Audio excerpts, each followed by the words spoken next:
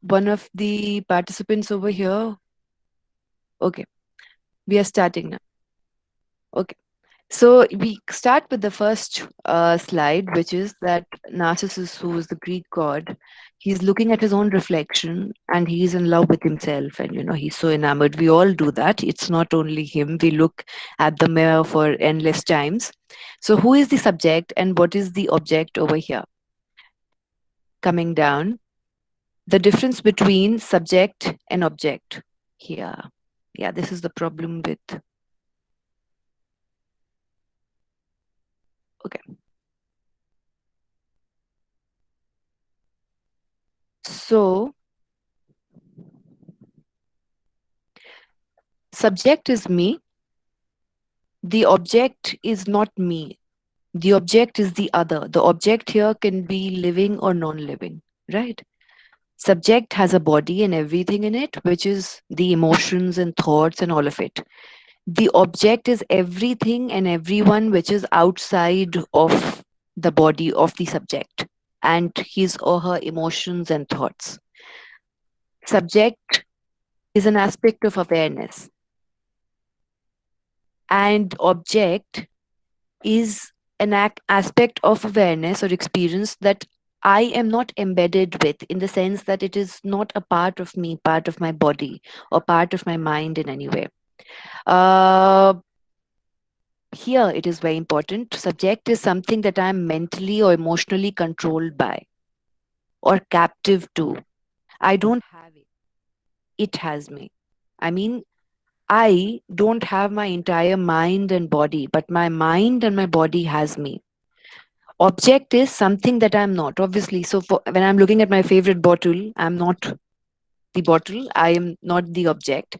I'm not mentally or emotionally also the object, and it doesn't have me, I have it. So you see the power paradigm over here. For example, when I say that I'm objectifying women or objectifying minorities, what do I mean by that? That emotionally and mentally I'm away from them. I have them. I have them also, not I have it. So there's a certain kind of taking away of the entire life and time of the other living thing. You're making it an object. That's objectification. And you can't step back from the subject. You can't step back. We often say that let's take a step back, which means that let's relax and go back into this idea again. Take a step back from yourself, right? I hope so.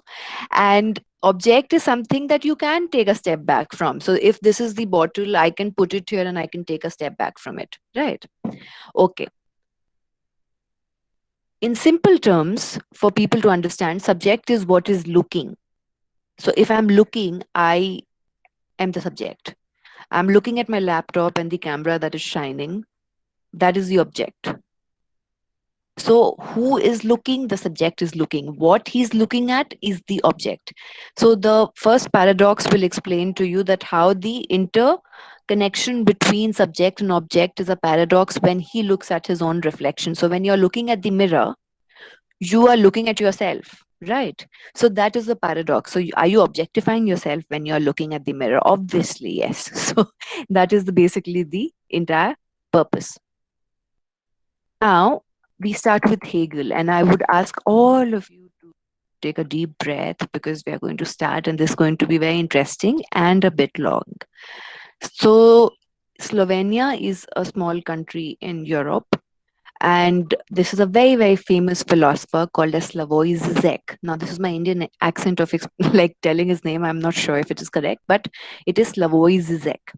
So he asks a lot of, he has this concept of Hegelian Bund, and he keeps on, and apart from that, he keeps on asking a lot of questions like, is Hegel dead? Is Hegel dead? Or are we dead in the eyes of Hegel? How do you know? So this quote is again like a paradox, and it tells you two things: that Zizek basically can confuse you, and the second, that who is again this Hegel that everyone is writing so much romanticizing of, the entire idea of Hegel, and why is it so important for us to know? So we come from Descartes versus Hegel. So you can see here that Descartes was born in 1596. Like he's one of the first beginning of the Enlightenment thinkers. He died in 1650, and Hegel was born in 1770 and he dies in 1831. Descartes is French, Hegel is German.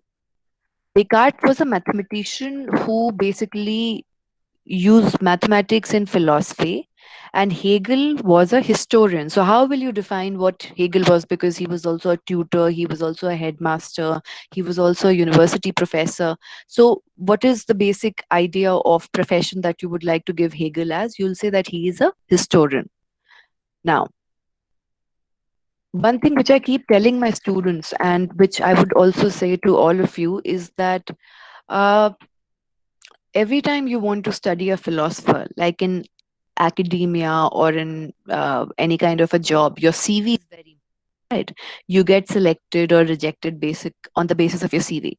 So in the same way, if you're reading a philosopher, it is very important to have a CV of him. You create his CV, you go through Wikipedia, or you go through the books that he has written or someone else has written about him, and you try to understand that what was his life like in the different years of his life, because you cannot understand a person apart from the time frame in which he lived and the nationality. These two things are very important if you have to understand someone. So Hegel was born in 1770. He was born in Stuttgart. It is in southwestern Germany. He was born with the same, great personalities like Wordsworth, English, British, and Beethoven, who was again German composer. His full name was George Wilhelm Friedrich Hegel, and his name was he was a son of a revenue officer. In 1778 to 1793. So one thing which you have to understand about Hegel is that his father is a revenue officer, so you can say an IRS, and he's born in a Protestant Lutheran Christian family. His mother dies very young when he was like just a kid. She dies very young, but before dying, she teaches him Latin. So by the time he's 3 to 5 years of age, he's able to, talk in Latin. Also, at the same time, like what do we do in class and when we are in school? Like apart from studying physics, chemistry, and thinking about that, yes, we are going to settle after 10th and 12th and God knows when. But what Hegel used to do when he was in school was that he used to take out the clippings of newspaper, he'll put it into diary, he'll read names, numbers, languages, Latin, German, so many. He'll think about philosophers, he'll think about many things about existentialism, all of that. And he used to neatly arrange all of that. He was very studious and one of the outstanding students. In 1778 and 1793, he enters the University of Tübingen. His family, who is Protestant Lutheran, wants him to join the clergy.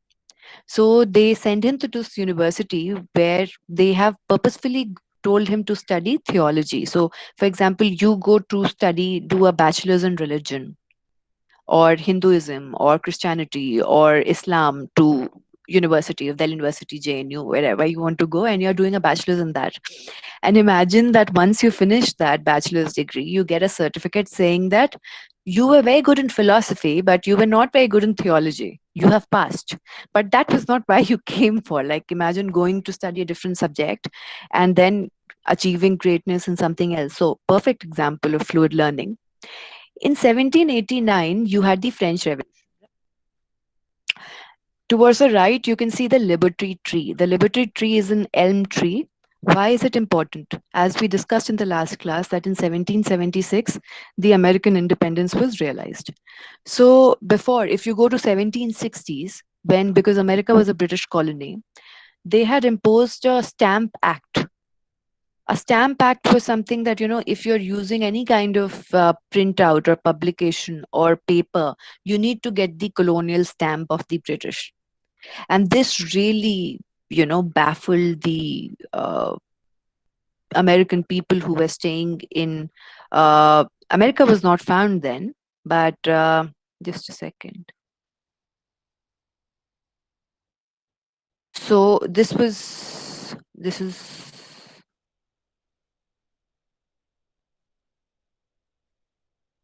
so the Stamp Act took place, and the British who were there, they were British because of the citizenry due to the generational, like their parents were British or whatever.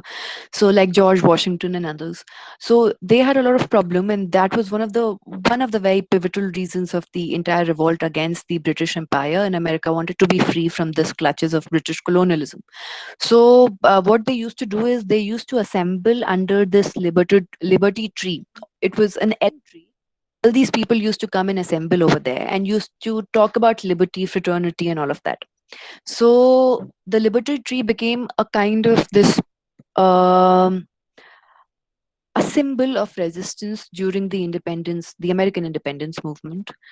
And when the French Revolution takes place, Hegel, who knows about all of this, about the entire idea or symbol of resistance, so what he would do is that in 1789, and he's just in university, right? And here in university, he has two very close friends. One is Fichte, and the other is Schelling. They both are very famous philosophers in German idealism. They both are his roommates, and they are always enamored by Kant. So what he will do that when the French Revolution takes place, he takes his friends and everyone that come. We will put this liberty tree in our garden of this university, and we are going to show resistance. Resistance against whom? So resistance. It was a certain kind of resistance against the entire idea of not only colonialism, but because obviously he's in Prussia, and he's also talking about here very very smartly. He's talking about this new wave of life or new thought of fraternity, equality, liberty that French Revolution stood for. So he used liberty tree in that context. In 1790, so what happens now is that imagine that all of those students who got enrolled in Delhi University in 3 years back, this is the year of your graduation, and you are supposed to get jobs after you graduate, but we don't know what the flux is, right? So imagine what he does, that because everyone told him in his family that you have to join the clergy, and he doesn't want to join the clergy. So when he graduates in 1793, he becomes a tutor. He doesn't join the clergy, he becomes a tutor, and he becomes the tutor of a very very rich aristocratic family in Switzerland. So he leaves Germany and he goes to Switzerland, and he's staying there for 2 3 years. That is the time of his life when Hegel was basically, um, how do you say? It was a period of his life when Hegel didn't know if God really existed.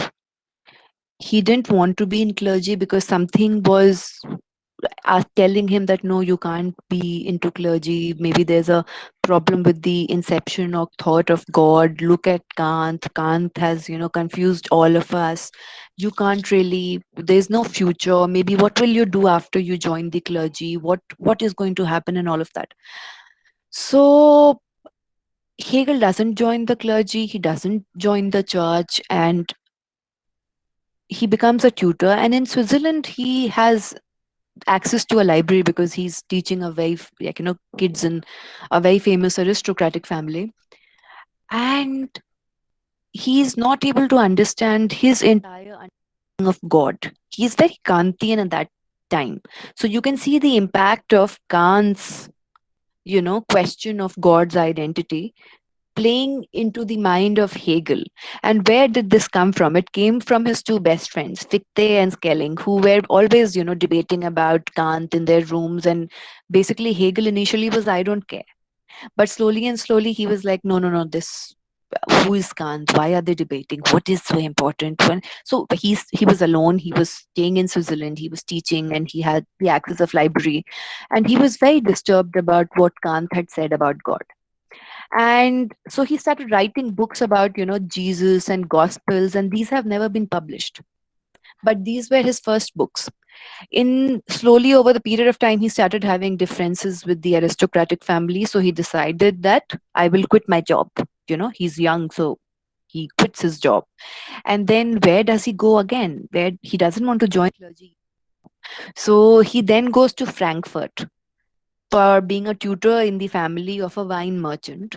And there he is able to figure out, suddenly this epiphany comes to Hegel, and he says that maybe Kant was talking about the Orthodox Christianity, maybe the kind of claustrophobia or the kind of, religion chaining reason, the kind of dogmatic view of Christianity which Kant gave, and the kind of Christianity which Kant had a problem with, maybe it was orthodox Christianity. It is not the Christianity in my time and space. And how should I have a different kind of narrative? How should I theorize it? So that is when he became more of a historian. Initially, he also wanted to go deeper into metaphysics and all of that, but he then became a historian and he was like, no, I don't agree with Kant. He got a reason now to believe in God and to disagree with Kant. And Hegel was very clear with the entire idea that no, I can't go ahead with what Kant is saying, because I think that today's Christianity, at least the Lutheran Christianity, is much more empowering than what he was talking about, the Catholic or the Orthodox Christianity. In 1801, now here this life starts as a professor. He goes to Jena. It is pronounced as Jena, but like written as Jena, but it's pronounced as Jena.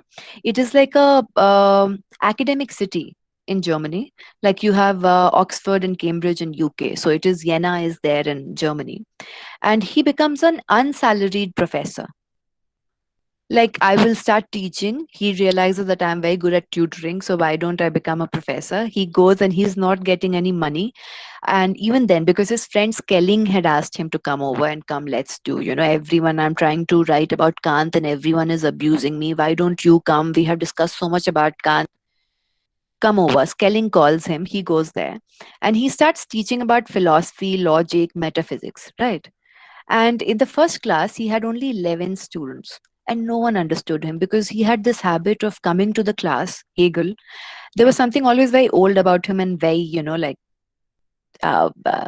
seriously always, irritated about him. And he would come to the class, he would take out his notes, he's talking with you, he's looking at the notes, he's thinking about something, he's whispering something to you. And as a student, you have no idea what he's talking about, and he's rumbling and it is completely chaotic, and the 11 students are like, what is he doing?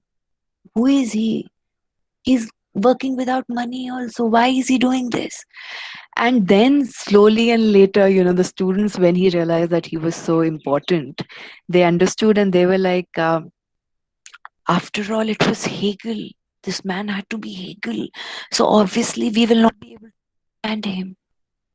So he's a very good professor. Good professors do that. So that was the other antithesis that came. But anyway, in 14th October 1806, you had the Battle of Jena. That France, after the French Revolution, you had after 10-15 years, you had the entire era of Napoleon, and Napoleon was the entire significant protagonist of this battles that France was doing and controlling other neighboring states.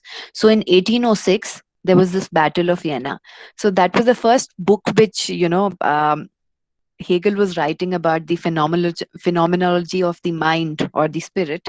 He had been given the deadline of submitting the manuscript on 13th of October 1806, and that is when the battle starts and the war is, the entire Napoleon's army is coming and everyone is going mad, and they are getting into his house. He has a lie. If he will not give the manuscript, he'll not get money, he is not working in a salary. Everything was going chaotic, and that is when he was just, what he did, apart from the fact that he was able to give the manuscript to the publisher. Look at this. This man over here in the corner wearing this black robe with the manuscript in his hand is Hegel.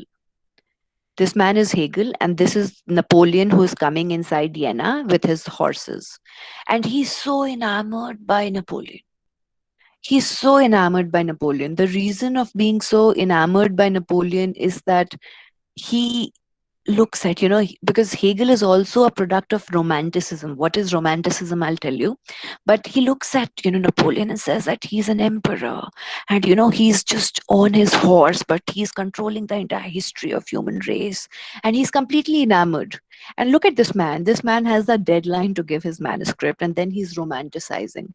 So the reason is that also from the romantic, you know, uh, period So, what is the Romantic period? The Romantic period is a period which started against industrialism or against the entire idea of industrialization or the entire of, what do you say? Um, the beginning of capitalism took place because of industrialization. When industrialization took place, the natural life, which was, say, a child's life or a life which was naive and innocent, which was not in the 9 to 5 jobs, a life which was about looking at the nature and thinking, the beauty of a village, that life started eroding because now cities were coming up and factories were coming up. So the idea, as a reaction to industrialization, came this period of 80, 100 years called as romanticism.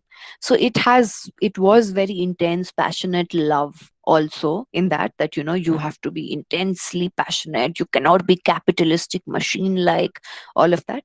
By the same time, romanticism was about art, aesthetics, literary writings. And Hegel, basically, when you see that he is trying to empower the entire idea of Napoleon, he is giving a lot of importance to the individualistic idea of Napoleon. Now, this individualistic idea of Napoleon is something which Hegel is romanticizing. So you can see the impact of, he's not a romanticist, he's a rationalist, but just, you are a product of the culture you are born in. So what happens? Now, in 1807, he moves to Bamberg, which is another German town, and he becomes a newspaper editor. So, your question will be, what happened in Vienna? So, what happened in Vienna is this, that Napoleon didn't want to stop the University of Vienna, because University of Vienna was intellectually the hub. It was like Paris was the hub, so Vienna was the hub. So, he didn't want to stop it. But after the war, the students itself, they themselves left because of the war and the battle. So when the students left, university obviously became very, it became closed. There was no other option. So anyway, he was not on a salary, and he didn't know. Now he didn't even have those 11 students. So he was like, what do I do? So he goes to Bamberg, and then there's a newspaper. He becomes an editor. And in the house that he was staying in, he had the landlady. The landlady uh, had many relationships with, there was a person, Hegel also. And the landlady and Hegel were in a relationship, and they have a son called Ludwig, who is born out of the wedlock.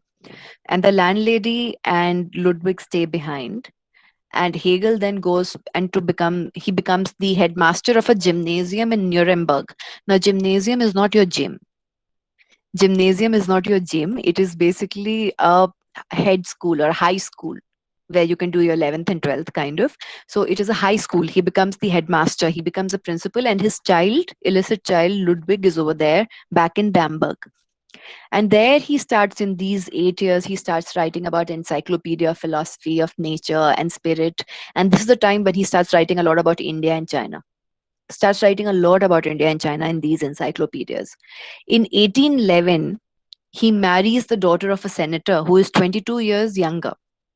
And he has two sons. The first one's name is Immanuel, like Immanuel Kant is maybe, you never know. The first one's name is Immanuel, and the second son's name is Karl. So Karl Marx. Well, I'm just like, it's a tidbit of trivia. And he writes this book on science of logic, and he also, invites his son Ludwig, because the mother passes away, the landlady passes away over the period of time, to come and stay with him. And what happens is that Ludwig had a very, very difficult and strained relationship with Hegel all the time. Ludwig later becomes, a part of the army, and he dies, and Hegel in his lifetime never comes to know about the death of his son, the first son. And it is his two younger sons, like Immanuel and Karl, who basically then start, publishing all the writings of Hegel. But Hegel never comes to know about the death of his first son, and he had a very difficult relationship with Ludwig, obviously. And then in 1818, he becomes the professor at the University of Berlin. In 1821, he writes this book, Philosophy of Right. Now, what happens is that when he becomes the professor of University of Berlin, he becomes a rector. He also becomes the philosopher of the Prussian state.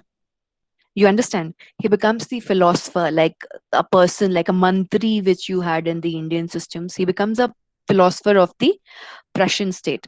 In 1831, there is cholera epidemic that comes forward in Germany. So imagine that COVID is going on and the schools and colleges have shut down and I'm staying in my house.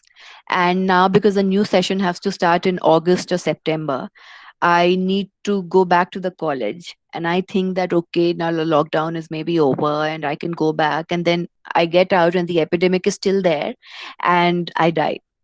So that is what happens with Hegel. He dies when he's 61 years old, and he because of cholera, he didn't know that the epidemic had not subsided. And then he goes out and he finally catches it and he dies.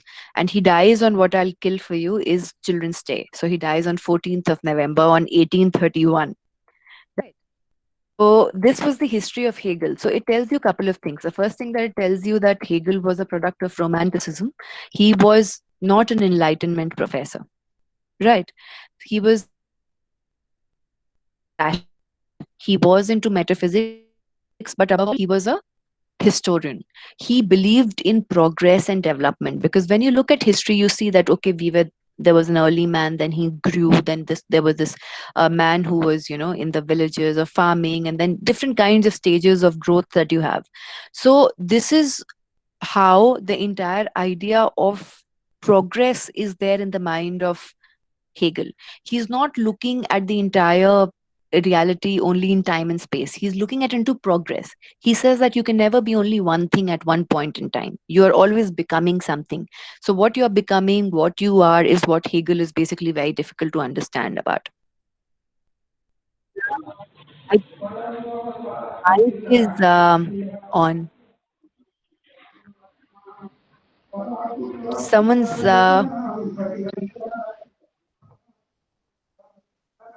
no, we can still hear. Someone's mic is on. Could you please like okay, thank you. So here comes Hegel's critique of Kant. Now it gets very difficult to understand. So first he says that, listen, Kant, your whatever you're saying is very good. My best friends, Fichte and Schelling, they are enamored by you. I understand. Okay.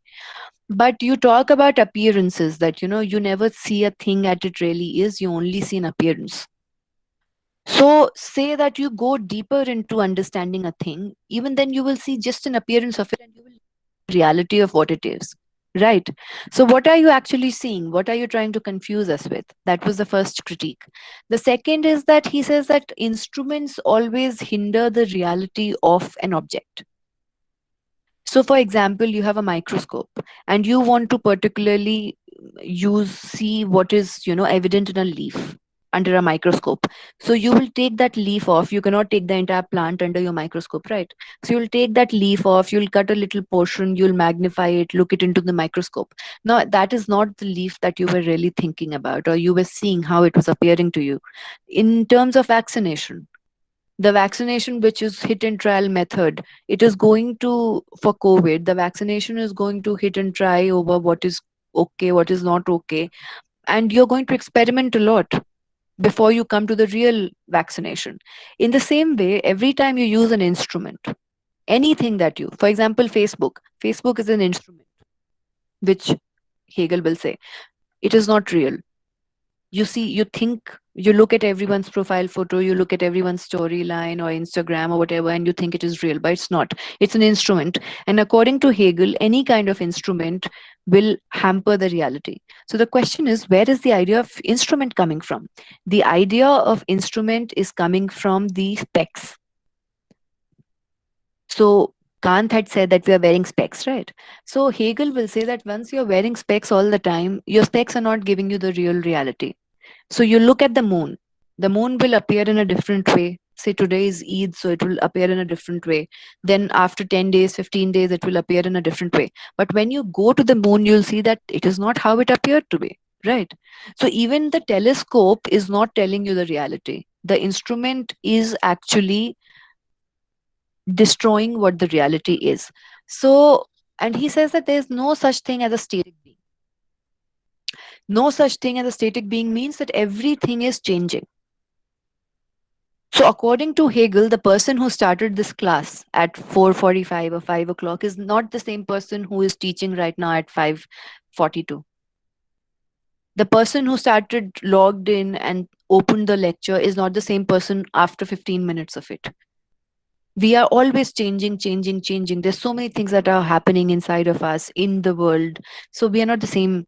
There's this very famous quotation that you can never sink into the same river twice, because A, you're not the same person, and B, it's not the same river. So nothing is static, everything is changing. And Hegel, even though he was a Lutheran Christian, he was a pantheist. Pantheists are those philosophers or followers who believe that everything is a manifestation of God. Everything. So he'll look at this bottle and he'll say it is a manifestation of God. I'm a manifestation of God. You're a manifestation of God. Top is a manifestation of God. Everything. And then the last critique of Kant, which was very wicked, was that you keep on talking about phenomena and noumena, which is what you can't see, a part of reality, what you can't see. So, my question, dear Kant, is if we can't see, how did you see and figure out that there was a reality like that? How do you know that it exists when no one can see it? How you even had an idea? So that was his critique of Kant. But you understand that he went ahead and critiqued Kant after so many years of being enamored by Kant also. So there's no black and white that now he's anti Kant. There are many ideas of Kant which Hegel will use also. We'll go into that. So basically, here comes the idea of Geist. And from now, all of you need to be much more awake and alive, right? And I also need to be. So there is this entire idea of phenomenology, what it is. There'll be a different philosopher called Edmund Husserl who'll come later in time and make it more of a concept. But it is Hegelian idea. In 1807, remember the book when he's looking at Napoleon and all of that. Uh, the name of the book in the left side you can see is something written in German. Towards the end, you can see there's Geist, right? Now the same headline, the same name of the book has two translations. One is phenomenology of the mind. So Geist is being called as a mind. And the other translation is phenomenology of the spirit. So it's the same book. Look here. It's the same book. It has two translations. One is of the mind and one is of the spirit.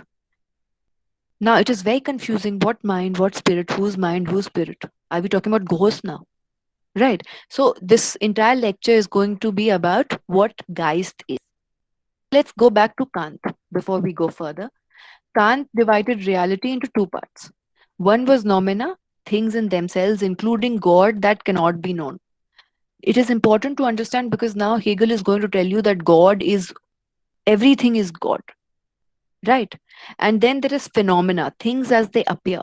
So phenomenology is the study of things as they appear. Do you understand? The study of phenomena is phenomenology. And Hegel is going to come here. Is now all of you need to be very, very critical because I'm going to make it difficult. So we are going to start with a very simple idea, but we are going to make it much more difficult. So what is phenomenology? Structures of our conscious being in the world. The entire line is very tough. Structures, structure means the system or the framework, right? Conscious, something which is alive and it is thinking. Being, something which is existing, like a human being, right? In the world. Conscious being in the world. Structures. Structures, plural, which means that there'll be also plural beings. If there are plural beings, it means that phenomenology cannot be in isolation. He's talking about the entire world. So there'll be a lot of conscious beings. I'm not the only conscious being, right? So phenomenology is also going to talk about the relationship between two or more conscious beings. So consciousness is what? Awareness. Being is your existence. Phenomenology, and this is how you appear. So the question is, how do you appear to whom? So, how your mind appears to your own mind. Conscious being is thinking through the mind. The mind of the other or one's own conscious being is going to think about this mind. Is it the Gaius that Hegel is talking about? It's getting very confusing. So, we'll come back. So, just see a simple, there are two circles, right? In one circle, you have a child. A child is existing, a plant is existing, right? The opposite of it is there's no child and there's no plant. I hope there's no confusion about this. In one reality, there's a child and there's a plant. As simple as that. In the other reality, there's no child and no plant. So it is very simple to say that in one circle, you can see the being, right? In the other circle, you do not see the child, you do not see the plant. So they are non being things. Non living, not non being. They don't exist, right? After all, the question of entire philosophy, the basic question is or not to be, right? So there's a child and a plant in one circle. There's a child. There's no child. There's no plant in another circle. Now here comes the wicket. Look here. In the first circle that you had the child and the plant, and in the second one you had now you have a man and a tree. A child is becoming into a man.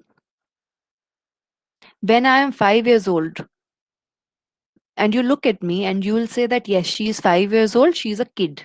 Am I a woman? No. I'm not a woman. So then woman over that point of time is a non-being. She doesn't exist. I will become that in the future. But right now, I'm just a kid. In the same way, a plant, right now, I see the plant. The plant will become into a tree, right? But right now, I see the plant. It is becoming into the tree. So you see that between the being and the non-being, there's something called as becoming. Something is becoming. Something is becoming. I'm not talking about Michelle Obama's book.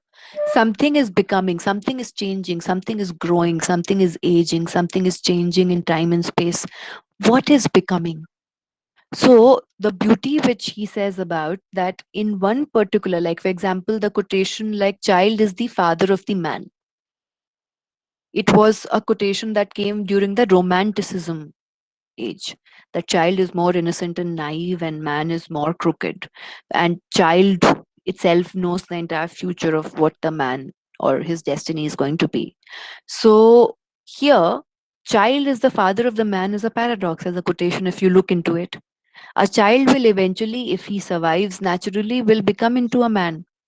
So he is both a child and a man, different times and spaces. In the same way, a plant is always growing. A seed is growing into a plant, is growing into a tree.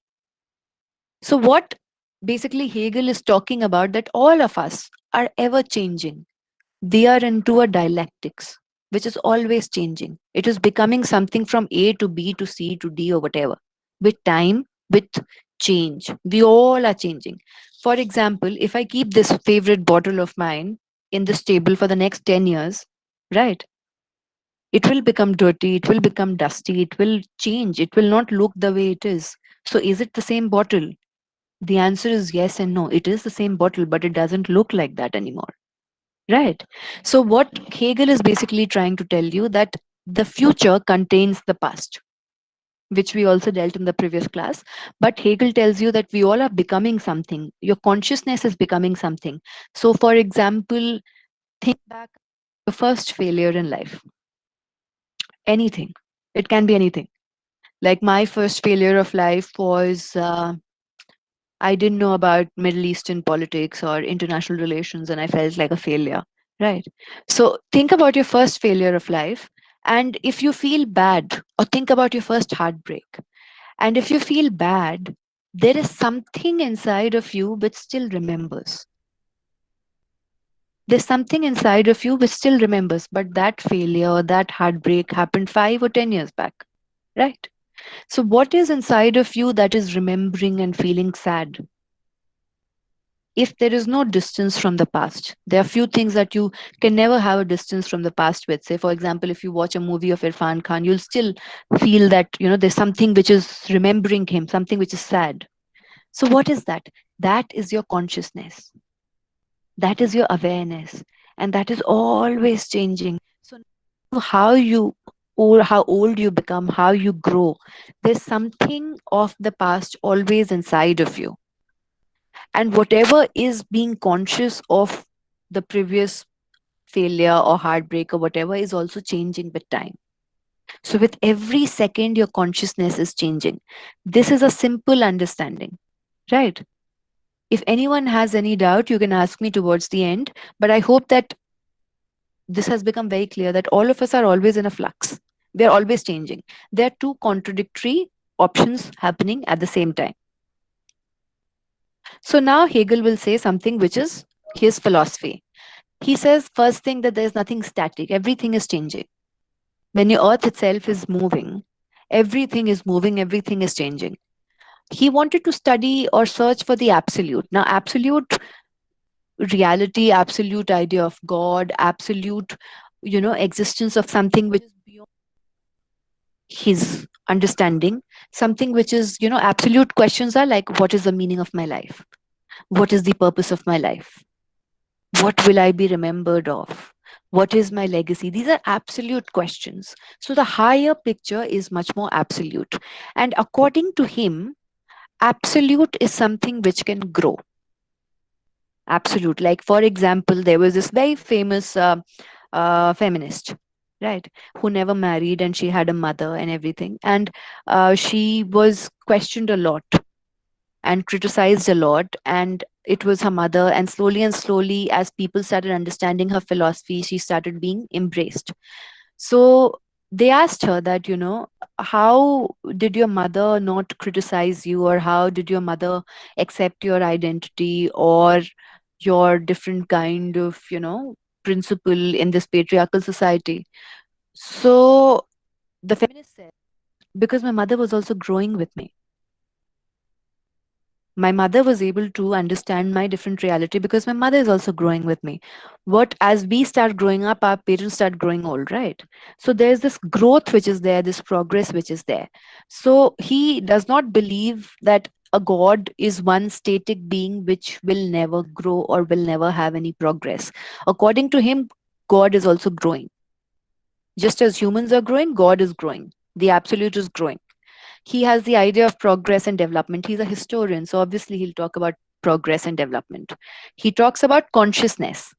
So consciousness is what? You're aware about something which is internal to you, which is external to you. You are aware about both of these things. You're not dead, you're conscious, you're alive, right? It's like being there, present. What is being now? So in philosophy, it is existence.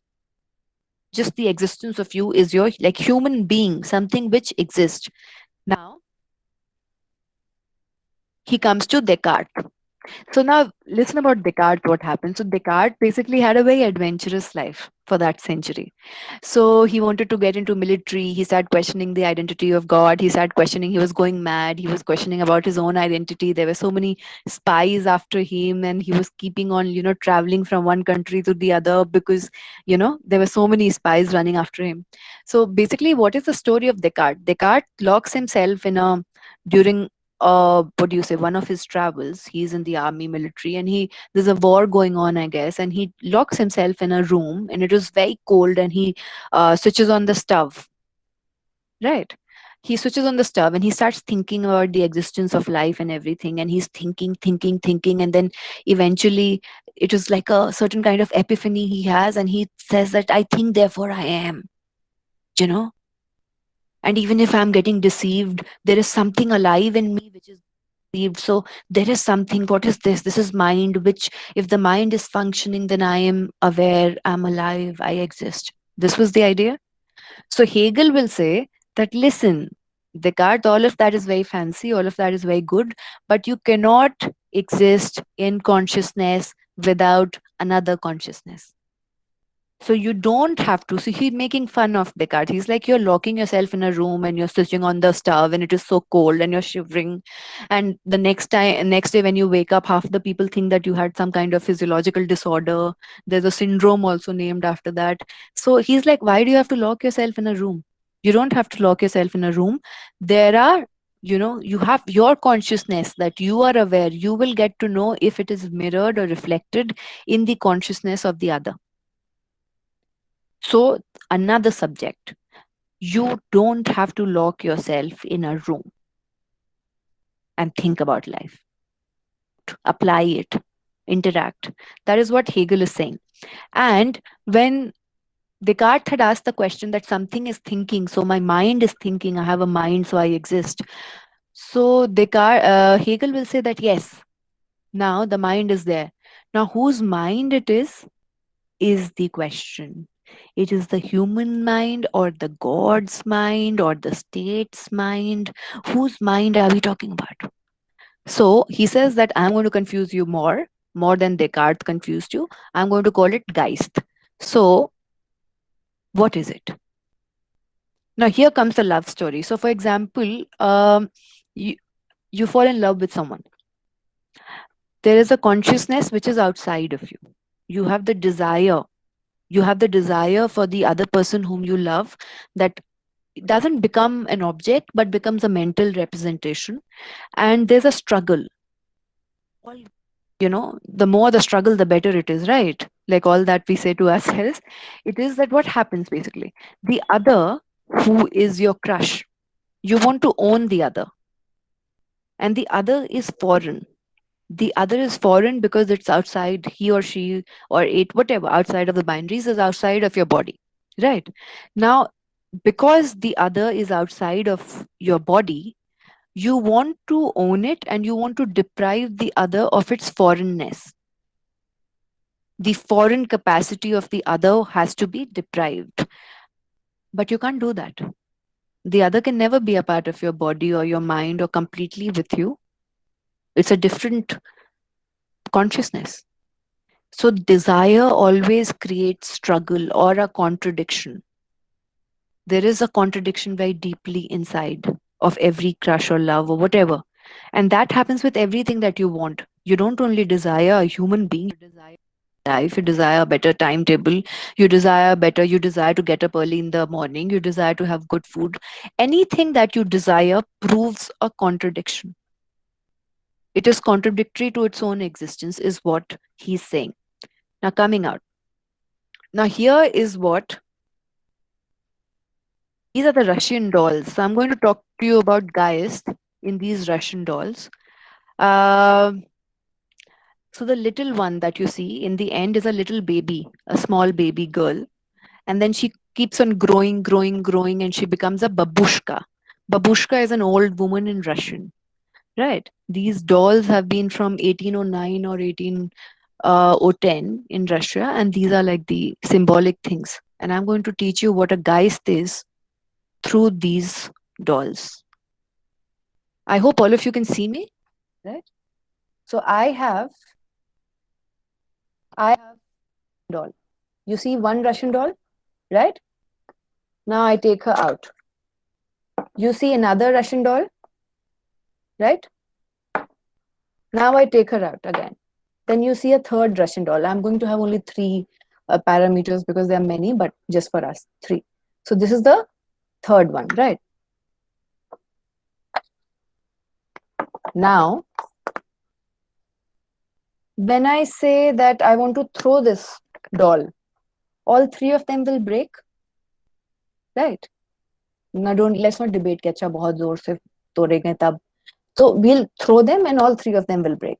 When I'll put it in water, if one is floating, then all three of them is floating. So now this is what he says. This is what Hegel says, and this is what Geist is.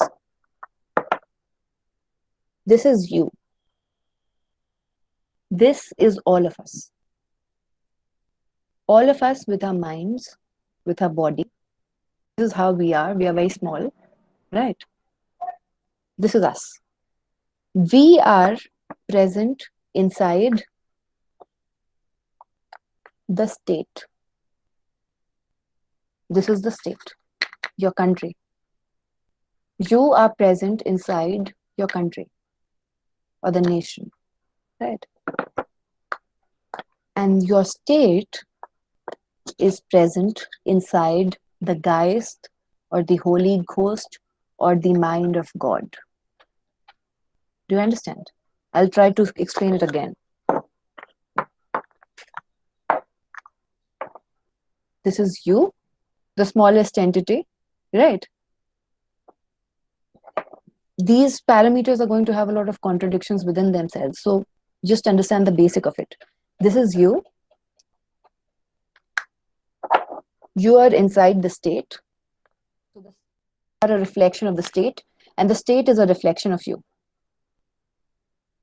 There's no difference between you and the state. Both the dolls look similar. So your reflection is the state, and the state's reflection is you, right? And then the state comes under the Geist. Whatever the Geist is, we are going to describe what it is. But this is the Geist, and inside the Geist you have the state, and you have the person, which is you. Understood? Okay. Now we are going to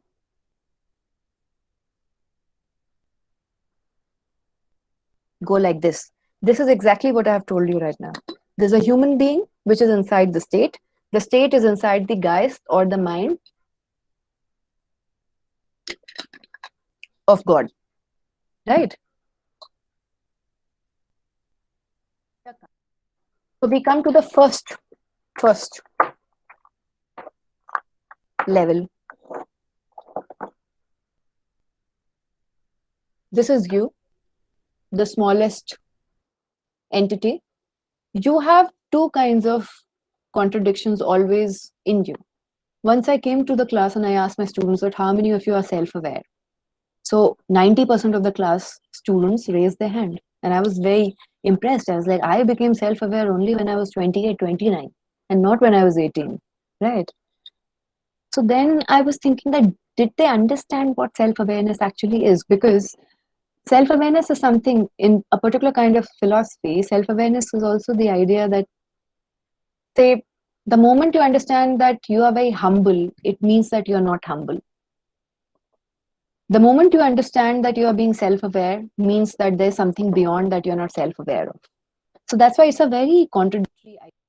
Coming to sense consciousness, there's a part of you which is conscious about the senses, your eyes, ears, nose, touch, all of that, the sensory information that you get, that is sense consciousness, which you are aware about. And that is more animalistic or more instinctive in you, which is given by the sense, right? Not by the mind, but only by the sense. The other contradiction which is there in you is your self-awareness, where your mind is much more aware, your intellect is much more aware, and there's always this conflict that keeps on going between both of them. So one is the thesis, which is the main proposition, and the other is the antithesis. And life goes on as you keep on growing on. It becomes a synthesis. So there's one idea. All of these are ideas, and they don't happen in the same time. There's a time gap which is involved between thesis, antithesis, and synthesis, right? So the first is sense consciousness. You are born, you're senses, right? You're a baby, born, you're aware of your animalistic instinct. You feel hungry, you start crying, you start weeping, whatever.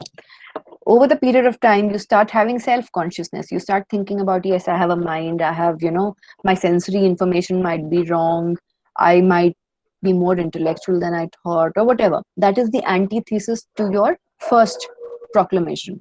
The answer, now I'm sorry for the dogs, the synthesis basically is the third idea that comes over the period of time.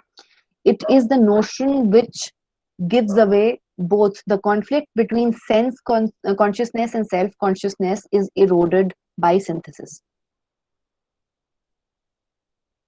Over the period of time, you realize that both are part of you only. These are not two different things. Like there's no black and white. When you move from black to white, or you move from white to black, there are different forms of gray and white and so many other colors involved, right?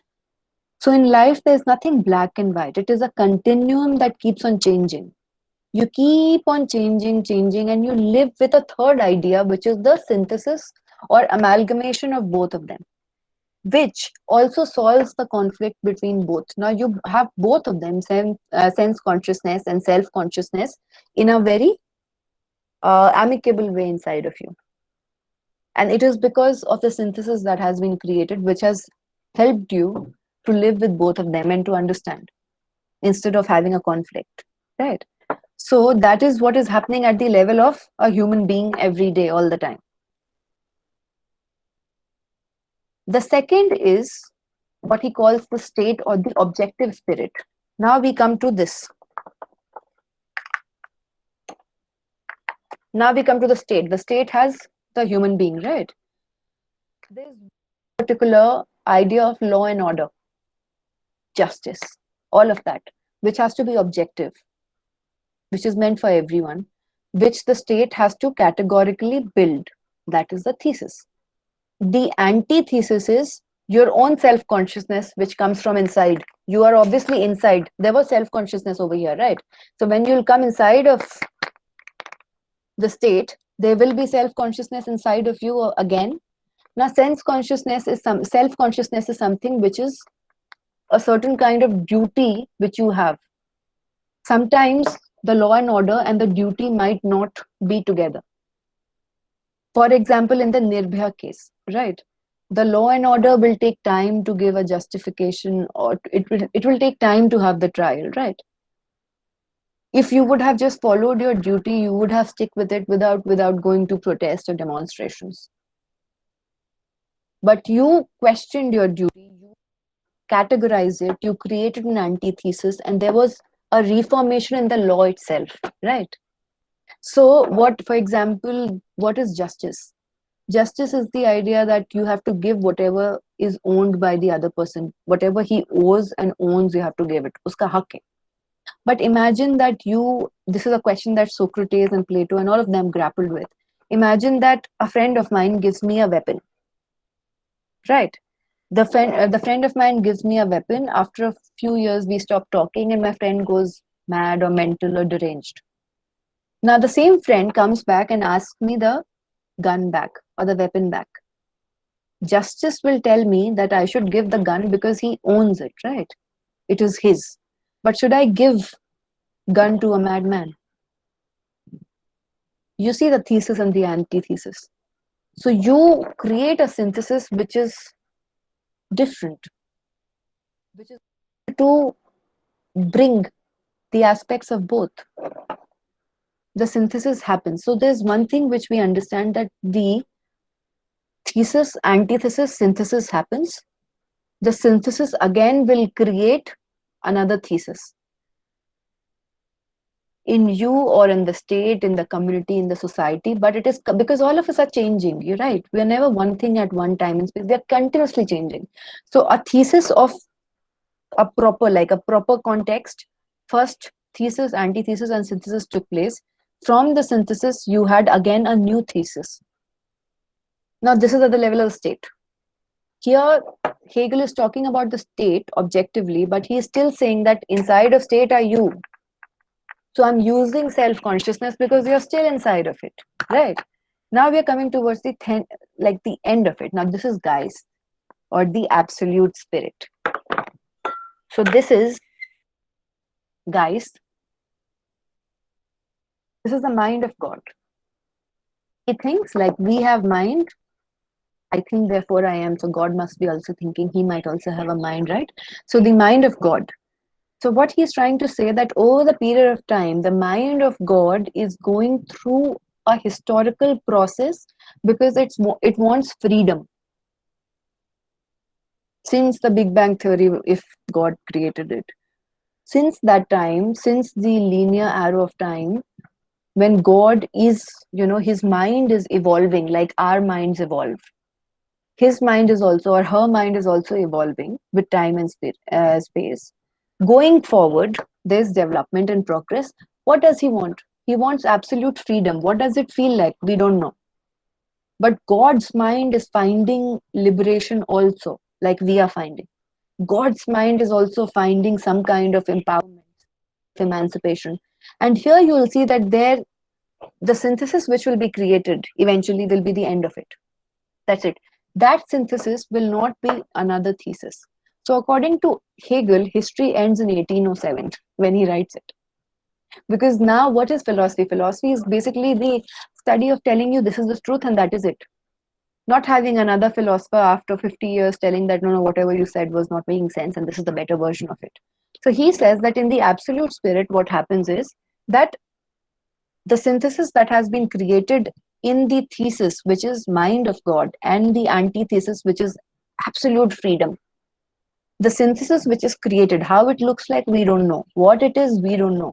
But that synthesis does not create another thesis. That is the end of it. Life stops. World stops. We don't know how stopping looks like. But that is what mind of God is looking for. Just as we are growing up, just as we are becoming something, someone, whatever, God's mind is also becoming something, someone. He's also growing, he's also progressing. There is development. And one of the reasons of development, of one of the ways when Hegel basically tries to support the idea of this growth is how Krishna said that, there's a question that, in Mahabharata, that you are so powerful and you are a avatar or manifestation of God. If you wanted, you could have stopped Mahabharata, right? But Krishna then gives the answer to Arjun and to the entire Sabha in the end, is that if he would have done, no one would have learned. Now, the war has created so much of pain, bloodshed, destruction, horrific bloodbath. Now, everyone will understand what religion is and they'll understand dharma, they'll understand duty. If he would have only gone ahead and killed all the Kauravas, then no one would have, because they have not labored for it, they have not toiled for it. So, just like Krishna, Hegel says that yes, war is very necessary because that is how the mind of God is also empowering. Many times in life, you'll see that you grow more when you're challenged. It happens with us, right? We don't know, we think that this is a limitation, but somehow someone comes and says that, oh, you can't do this. And you'll do exactly that because it's challenge and you want to control it and get over it, right? So in the same way, mind of God is also growing, and it grows through, one of the ways in which it challenges and grows is through war. So war is very important, is what Hegel said, right? Now there's no further thesis after it. So again, till now we have not understood what Geist is. So coming here, in Christianity, you will see here the representation of the Holy Trinity. You can see Jesus in the left side. You can see God sitting in the right side. That is how God looks. And then you see a dove, right? So Jesus is the Son of God. This is God. And the dove is also God. These are manifestations of God. So God is here. Jesus is the Son of God. And Holy Spirit is the Spirit. Like, for example, if you want to do something which is wrong, something inside of you says that, no, no, don't do. Right? That is the Holy Spirit which is guiding you. So these three are manifestations. So you don't say it as Holy Trinity, you say it as tri-unity, unity of three, which is one. So it is not 1 plus 1 plus 1. It is 1 into 1 into 1 is equal to 1. So the Holy Spirit is also God. God is God, obviously. And Jesus, Son of God, manifestation of God, avatar of God, whatever, but is God. Understood? So this dove that you see is the Geist. That is the Holy Spirit, the Holy Ghost, which in German, basically, the German term for mentally ill is, I can't pronounce this term, but that is a German term. So you see, Geist is mentally related with the mind. So that is why the translation of this word became much more difficult, because here you're using it as mentally ill. Then you're also using it as, someone as a Holy Spirit or the Absolute Spirit. What is it? That's why there were two translations of it. It is considered a loan word which does not have an English translation. So it can mean the spirit. Now, spirit here does not mean ghost, right? Spirit, ghost in the sense that, all these horror stories, ghost. It means the Holy Spirit or the dove which is there in the Holy Trinity, right? And it also means the mind of God, mind, intellect. So it is God itself.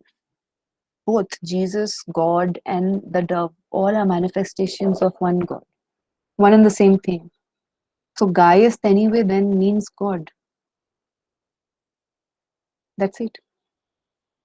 You are part of it. It's the same place where you started from. So you are inside what? If you look at Mahabharata, eventually when Krishna gives an entire epiphany of how he looks like, which I keep talking about, he tells you that universe is inside of him, right? The same idea. The same idea. That again, we'll go back to what it is. This is you with your mind, with your body, very small. There are hundreds, billions of people like you. In India, which is the second most populous country, this is India, which is your nation state, your country. Right. Now, India is inside, which is the Holy Ghost or God, manifestation of God Himself or the mind of God. So, let's come here. In the previous picture, I told you about how one is in the other and is in the other. So, you see, the human being has a contradiction. One is between sense consciousness and the other is self consciousness. The state has a contradiction. Law and duty, they are fighting, right? Then the Geist or the mind of God is also having a contradiction, which is how did it originate? When did it originate? How will it continue? What is it looking for? It is going towards freedom. So everything which is inside of Geist is in an internal contradiction, which means that it is becoming something. There is contradiction, there's change, there's constant struggle, and it is becoming something. In the other, so this is what I do to make you understand. So you have time and space, the two axes. There's a human being, there's a state, and there's absolute spirit. From the human being, the thesis, antithesis, synthesis that comes out, the synthesis itself becomes the thesis for the state. The human being is inside the state, obviously. So the thesis becomes then the antithesis and synthesis. Then the synthesis of the state becomes the thesis for the absolute spirit. So what are the different kinds of synthesis for the state that becomes absolute, in which God becomes a reflection? So he says that literature, art, painting, music, culture, philosophy, these are one of the ways in which, the synthesis of the state, which becomes the thesis for the absolute. The absolute reveals himself or herself through art, through literature, through music, all of that. Here, which you see, here the synthesis in the absolute spirit that is created for his absolute freedom, that is the absolute truth. After that, there is no other contradiction. That is it. Because if it will have contradiction, now obviously, if Hegel was alive till now, he would say that this would continue and contradiction would continue. But he wanted to give something which is final. So he just stopped it over there. Absolute truth, and that is it. There's no new thesis from the synthesis of absolute truth, because then you can say that there's nothing as absolute truth, right? Everything is changing, everything is becoming, so how can it be absolute truth? But that is where Hegel will say, and that is his own, so if you criticize him and you say, like I will say, that no, there's no absolute truth, how can you say there's absolute truth? Everything is changing. So Hegel will say that no, stop. Has the Geist or mind achieved its freedom? So I'll say, I don't know. Right. I don't know what Geist looks like, what God looks like, what is his manifestation looks like. I don't know about my mind achieving, absolute truth. How can I tell about God's mind? Right. So then Hegel will tell me that, so that is your answer. This process is going on. This process is going on. It will continue, keep continuing beyond your longevity. So you will never know what the absolute truth is. He's not saying that there is no absolute truth.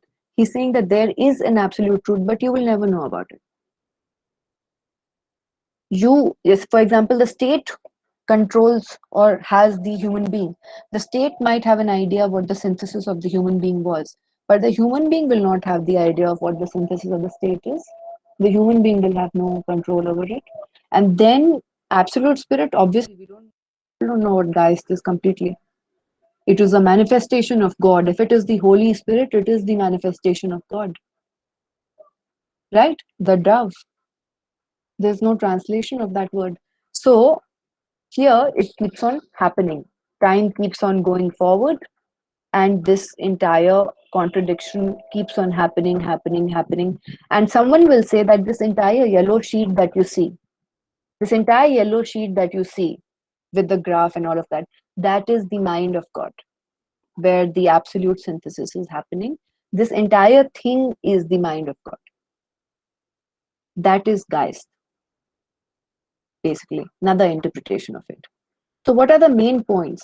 The main points are first, God and Geist, Hegel introduced into Christianity and philosophy. He wanted God because Enlightenment started doubting the existence of God.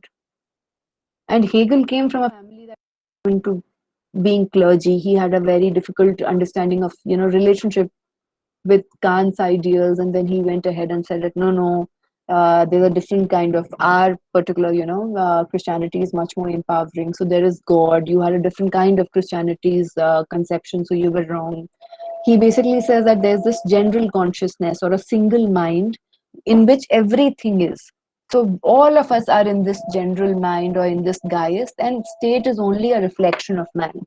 So if, for example, in Greece, for example, or in many other, like Hegel was very enamored by Greece and Greek philosophers. So he used to say that the best state is when there's no contradiction between the individual and the state. That is the best state. Just as a family, like, father is the head of the family. There's no contradiction between you and your father. Then it is humble and peaceful family. In the same way, if you don't have, state is just your reflection, it is just like your mirror image. So you should not have any kind of contradiction with the state. That is what Hegel said. Now understand why he said, because Prussia had made him the philosopher in charge. So he had to give existence to God. Sorry, he had to give existence to God, and he also had to give existence to the dogmatic control of the state. He had to. And he also believed that the absolute can keep on growing. Just as you are growing, the absolute is growing. There's continuous thesis, antithesis, synthesis going on, and the absolute is growing. There's progress and development. And phenomenology is what? Science of the experience of consciousness. So consciousness, whose consciousness? Your consciousness, state's consciousness, and God's consciousness. Three things. There are three kinds of consciousness that he talked about. Your human being's consciousness, when you are having this contradiction between sense and self-consciousness. Then the state's consciousness, where there's this contradiction between law and duty. And finally, God's consciousness or absolute consciousness, which is also in a contradiction. So this is phenomenology. You study about man, state, and God. In the next class, we'll talk about dialectics. Dialectics is basically thesis, antithesis, and synthesis. But we'll go into the very conception or origin of the term, that why this, is it a term which was originated by Hegel himself? The answer is no. And there's something called as master-slave dialectics, which is very, very popular. Very, very popular. So 2 days, 3 days back, I was watching this webinar in which there were women of color, women of, black women from America, who were talking about this intersection of race, class, and gender. How in a white supremacy, women, because of the gender, because of the skin of the color of the skin, how they are stigmatized. They were all talking about this. So there was this black woman who says that you should clap back. Anytime in white supremacy, if you are belittled, you should clap back. And you should tell to the white person that if I was not black, how would you know that you were white? So you should be thankful to me. Do you understand? Because there's a negation, there's a contradiction. If something is not black, how will you know that this is white? If something is not dark, how will you know that it is sunlight? There's a contradiction. So that's a very powerful message that she gives. So there's this master slave dialectics in which there's a master and there's a slave. I'll not go into the very detail of it, but there's a master and there's a slave. Their relationship, that who's actually the master and who's actually the slave. He's going to contradict it. So he'll say that the master is not really the master and the slave is not really the slave. So that we are going to discuss in the next class. Then he gives the idea of stoic and skeptic and unhappy consciousness. You know, that why you start getting alienated from the idea of God, why you start doubting it, why you are, so underconfident about the purpose of your mind and purpose of your life. That we are going to discuss. That is philosophy that we can use in general life philosophy also. And then we are going to discuss about post Hegel ideas in the next class. So here is the meme. So, for example, there's so many deaths happening during COVID, and your friends are freaking out about the current events, and you're just chilling, and you're like, I'm waiting for a synthesis to happen right now because this is not the reality. A synthesis will happen. Or towards the right, you can see that now the thesis look like this, the antithesis look like this with drooping, and the synthesis looks like that. I don't know if it is good or bad, but this is how. So now we come to the slide which we had in the previous class, which was that Hegel does not follow Kant's idea of God because Kant had this very devil's advocate idea of God. Hegel is basically thesis, antithesis, synthesis, and he's having this entire idea of Geist or the Holy Spirit, which is also a manifestation of God.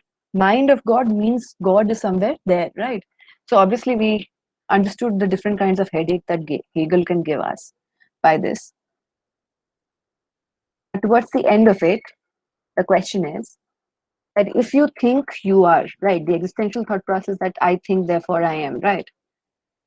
But you are part of the Geist, which I said, which was the outer covering, you are part of the Geist. So then, if you are thinking and you are real, then God must be real too. That is the paradox or the question that I am going to leave you with, according to Hegel's idea. And this is email ID and my Twitter. If you want to contact me, you can. And let us come back to the class. Yes. So if you guys have any questions, you can ask me now.